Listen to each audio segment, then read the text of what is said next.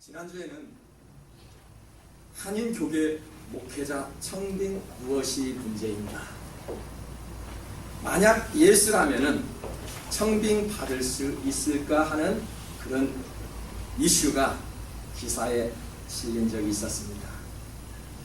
교회마다 청빙 광고가 나면은 이력서가 수십 장, 아니 수백 장이 날라온다고 합니다.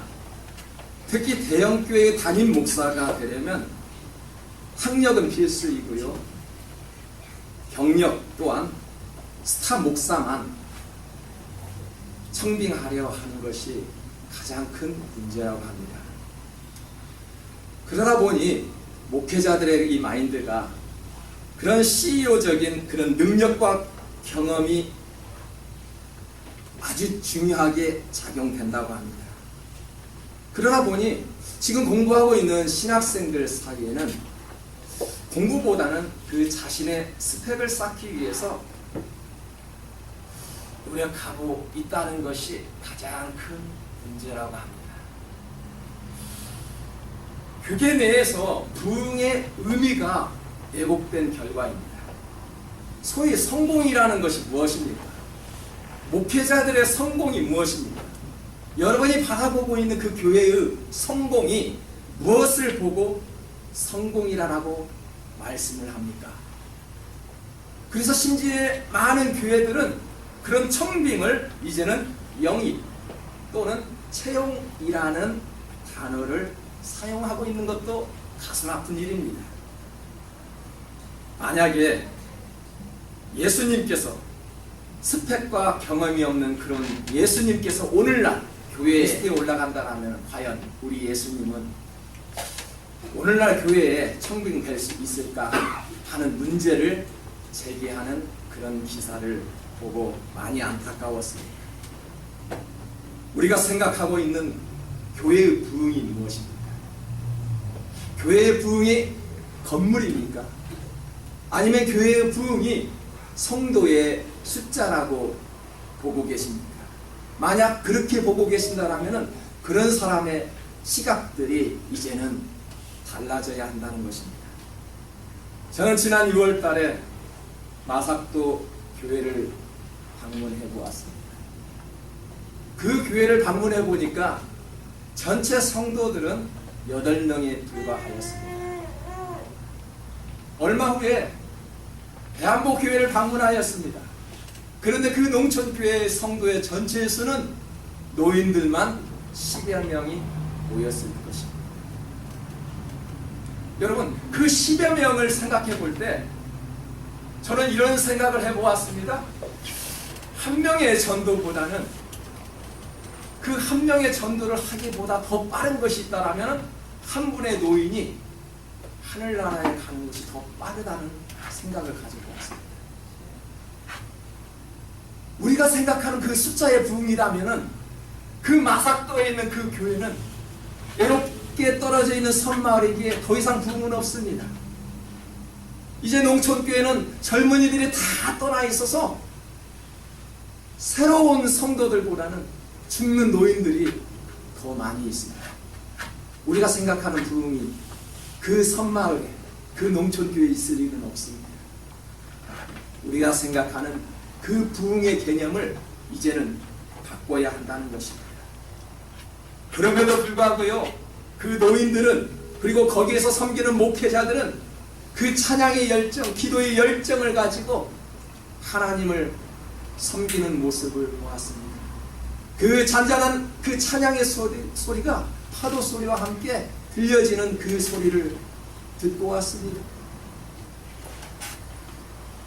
그 귀뚜라미 소리와 함께 기도의 소리가 울려 퍼지는 그 농촌교회의 풍경을 바라보고 왔습니다. 우리가 생각하는 그 부흥과는 너무나도 다른 개념 속에서 예배드리고 있는 그 모습, 그런 모습 속에서 드리는 그분들이 바로 사명자들이 아닙니까? 사명자의 모습은 바로 그런 모습입니다. 하나님은 도시에만 계시는 분이 아니라 외로운 섬마을에도, 젊은 사람들이 없는 그런 농촌 교회에도 하나님은 역시 살아 계시고 운행하고 계신다는 것을 체험해 보았습니다. 오늘 본문에 보니까 사명자의 모습을 잃지 않고 사는 다니엘의 세 친구가 나옵니다. 다니엘이 믿음이 좋다는 것은 우리가 너무나도 다 잘 알고 있습니다. 그 믿음을 공증해주는 세 분의 친구가 있다는 말입니다. 그 사람은 사드락과 메삭과 아벤느고, 이들은 왕에게 신임을 받고 있는 다니엘의 간청에 의해서 바벨론의 지방 행정관에 등용된 사람들로 사명자의 모습을 보여주고 있다는 것입니다. 14절에 보십시오.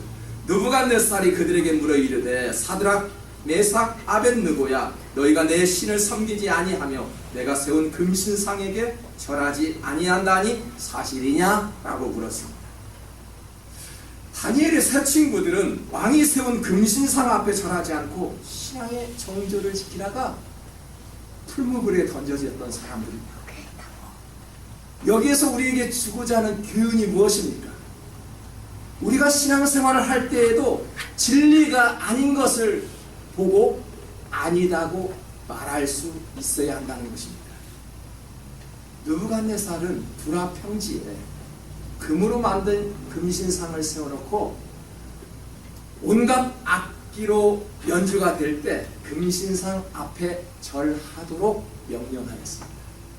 만약 절하지 않는 모든 사람들은 죽임을 당해야 했습니다.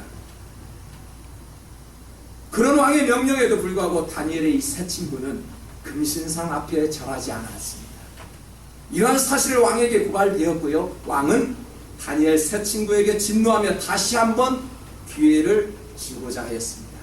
이번 한 번만 용서해 줄 테니 절하지 않을래? 그런 말씀입니다. 그럼에도 불구하고 다니엘 이 세 친구는 왕 앞에 단호하게 입장을 표명하면서 금신상에 절하지 않았다는 것입니다.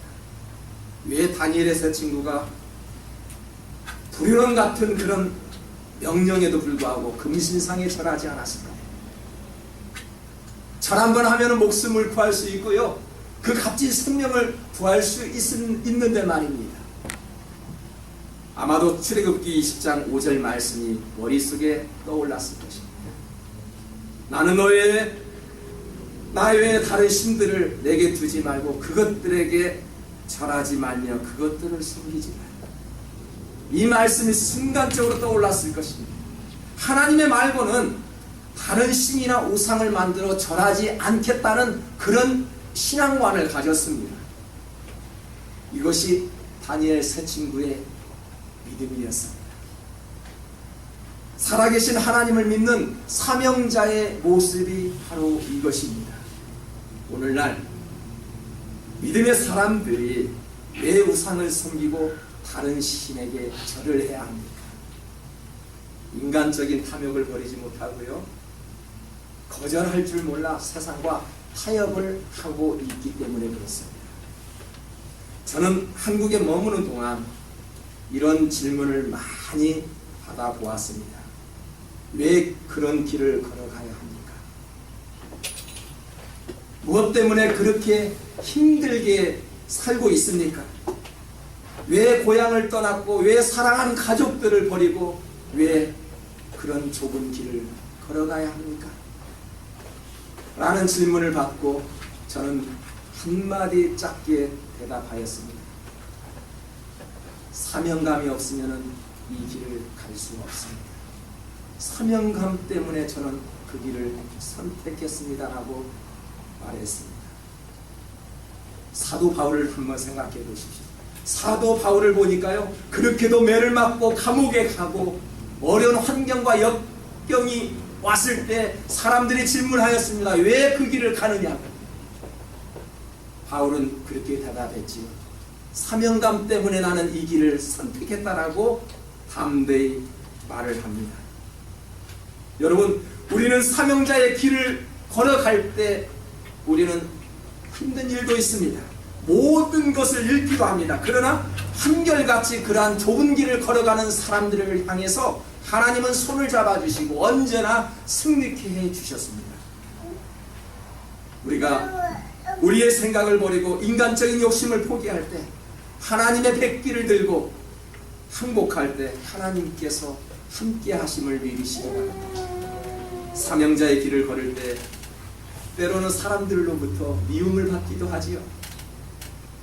예수를 믿는다고 해서 얼마나 미움을 받았습니까? 저도 많은 친구들에게 그런 미움을 받았던 과거가 있었습니다. 그렇게도 씩씩하고 잘 놀았던 그 친구가 이제는 예수 그리스도를 만나 믿음의 길로 빠져버렸다고 얼마나 많은 미움을 했는지 모릅니다. 이 가운데에서는 부모로부터, 형제들로부터 예수 그리스도를 믿는다고 미움을 샀던 그런 사람들도 있는 줄 믿습니다. 우리가 사명자의 길을 걸을 때 때로는 사람들로부터 미움을 받을 수 있다는 것입니다. 믿음을 가졌다는 이유로 다니엘도 풀무불에 던져졌습니다. 다니엘 6장 20절에 보니까 사자굴에 던져놓고 살아계시는 하나님의 종 다니엘아, 너가 항상 섬기는 내 하나님이 사자들에게 능히 너를 구원하셨느냐? 이렇게 묻습니다. 하나님의 그 사랑과 하나님의 그 믿음 가운데 사는 다니엘을 보고 지금 조롱하는 말입니다. 비웃는 말입니다. 3장 19절에서도 다니엘의 친구들을 미워합니다. 19절을 우리 다 같이 한번 읽어볼까요?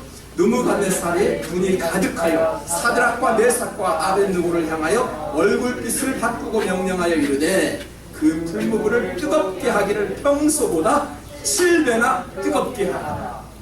얼마나 미움을 샀으면 평소보다 7배나 뜨겁게 불을 데폈을까요?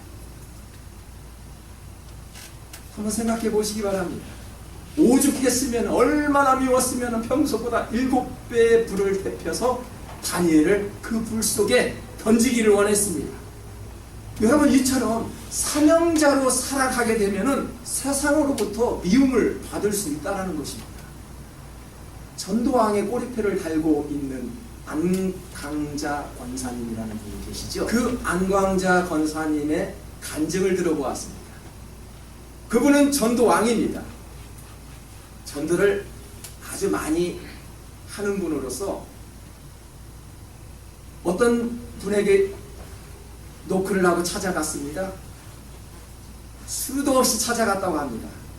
그 주인은 나는 절대로 교회를 나가지 않겠다.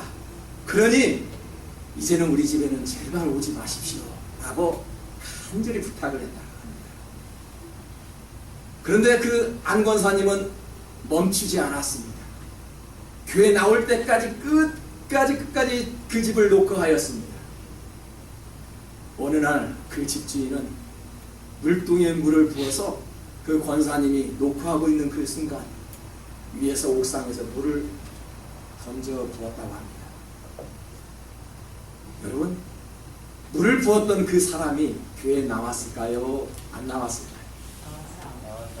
안 나왔으면 제가 이런 말을 안 하죠. 나왔습니다. 여러분, 이 사명자의 모습으로 살아갈 때는요, 그러한 수치도 필요 없습니다. 그러한 억울함도 보이지 않습니다. 물동이로 물을 받아 쏟아 부었던 그 얼굴이 미워지지도 않았습니다. 사명자의 모습은 그렇습니다. 우리가 교회에 나오지 않는 누구에게 믿음이 없다는 그 사람들을 향해서 정죄해 보십시오. 그 사람은 계속 넘어질 뿐입니다. 믿음이 좀 더 있는 사람들, 그 연약한 자들에게 기도해 주는 것이 사명자의 모습이 아닙니까?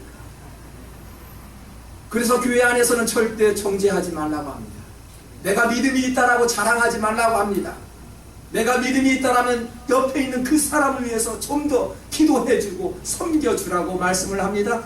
예수님은 섬기러 오셨기 때문에 우리는 예수님의 성품을 닮아가는 그런 성도의 모습을 가지고 살아가고 있기 때문에 나보다도 너가 먼저 잘 되라고 말할 수 있는 것입니다. 주님도 그렇게 말씀하셨습니다. 나보다도 너가 더 많은 능력을 행하라고 말씀하지 않으셨습니다. 그래서 세상과 하나님의 말씀은 다른 것입니다. 내가 먼저 이기고자 하는 것이 아니라 성경은 나보다 당신이 이기라고 말씀합니다. 사랑하는 성도 여러분, 사명자의 모습은 우리에게 어떠한 화살이 날라올지라도 믿음의 방패를 가지고 있기에 그 믿음의 방패로 인해서 나의 분이 사라지고요, 나의 억울함이 사라지고요, 믿음의 방패로 인해서 하나님께서 우리에게 억울함을 갚아주신다라고 약속하셨습니다. 마삭도에 사는 주민들 생각해 볼 때 저는 그런 생각을 해보았습니다. 이 마삭도에 사는 주민들도 처음에는 말만 교회이지 교회가 마치 마을회가 아니고요, 모임의 장소에 불과했다는 것입니다.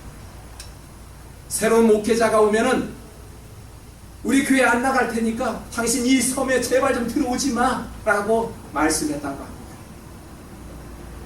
교회 안 나가도 좋으니, 그 교회 안 나오도 좋으니 나는 당신들과 더불어 이 섬에 살겠다.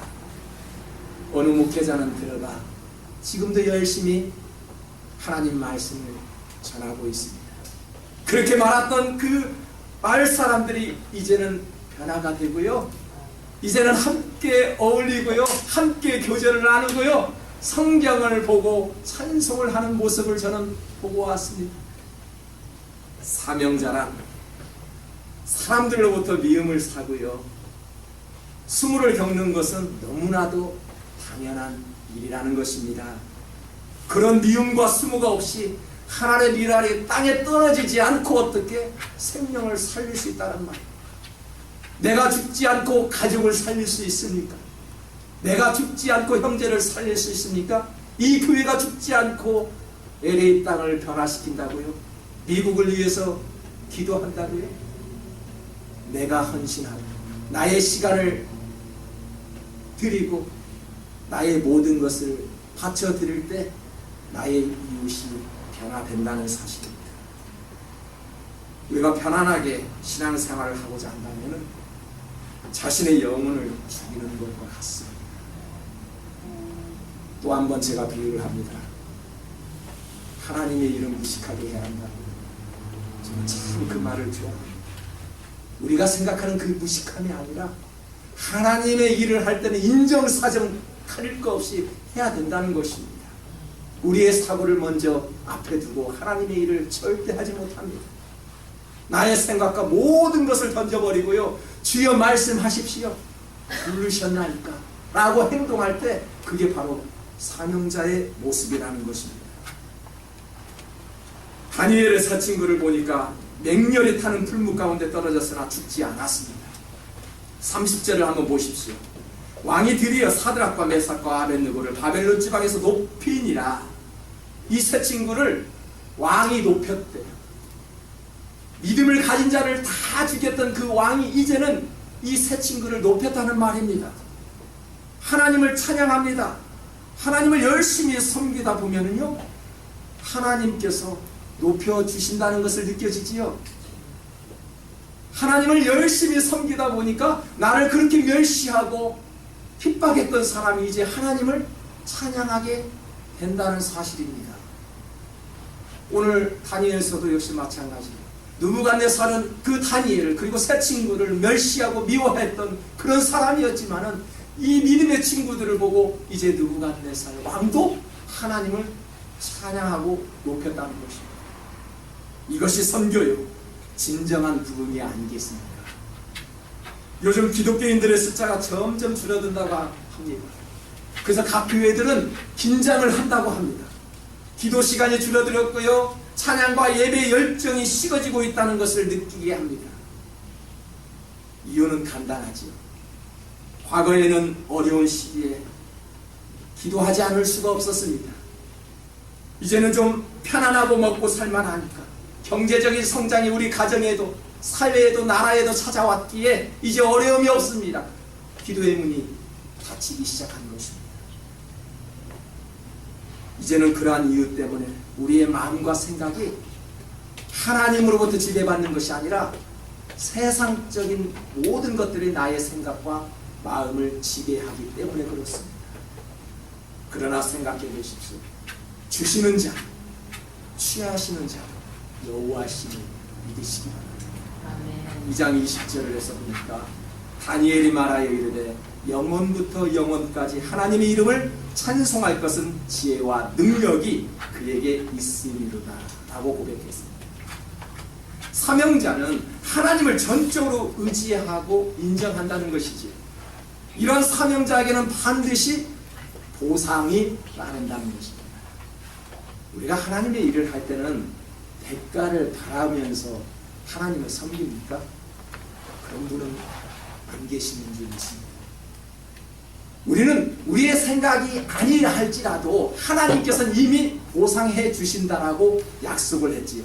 선지자 예레미야는 특별한 사명자로 어느 선지자보다 파란만장한 삶을 살았지요. 유다가 망하고 많은 백성들이 죽임을 당하고 살아남은 사람들은 포로로 끌려갈 것을 예언했습니다. 좋은 소리를 해야 될 때인데 이 예레미야 선지자는 별로 기분 좋지 않은 예언을 해가지고 백성들에게 가장 큰 질타를 받았던 사람 중에 한 사람입니다. 그러자 말씀 듣기를 거부하고요, 백성들에게 배척을 당하며 얻어맞기 시작했습니다. 그러자 불 속에 던져지기도 하고 감옥에 던져지기도 하였습니다. 여러분, 에레미야가 감옥에 갇히거나 그렇게 구덩이에 던져진 것을 본다라면 그 사역은 실패한 사역이지요. 그러나 하나님으로부터는 버림받지 않았습니다. 시드기야는 토굴 속에 갇혀있는 그 에레미야에게 매일 떡 한 개씩을 던져주었지요. 악한왕의 도움을 받는 것 같지만 실제로 예레미야를 돕고 계시는 분은 하나님이셨습니다. 예수님이 십자가를 지고 골고다 언덕을 가고 있을 때 너무나도 힘들고 지치고 쓰러졌습니다. 마침 하나님께서 준비하신 그 불의의 시몬이 예수님 대신 십자가를 지고 갔던 것처럼 지금까지 우리의 삶의 모든 과정을 인도하시는 분은 하나님이셨습니다. 맞습니까? 지난 과거를 한번 생각해 보십시오. 이 땅이 어느 땅이라고 우리가 이렇게 씩씩하고 담대하게 살 수가 있겠습니까? 지난 과거를 생각해 보면 모든 것이 하나님의 은혜였음을 고백합니다. 사랑하는 성도 여러분, 저와 여러분은 믿음의 사명자로 불러주셨습니다. 이것을 깨닫지 못하면요 방황하게 됩니다. 이런 일 저런 일, 이 교회 저 교회를 다니며 방황의 시간이 길어지면 길수록 은혜는 그만큼 잃어버리게 됩니다. 한 우물만 파면 성공한다는 말이 있습니다. 우리의 길은 오직 예수님이십니다.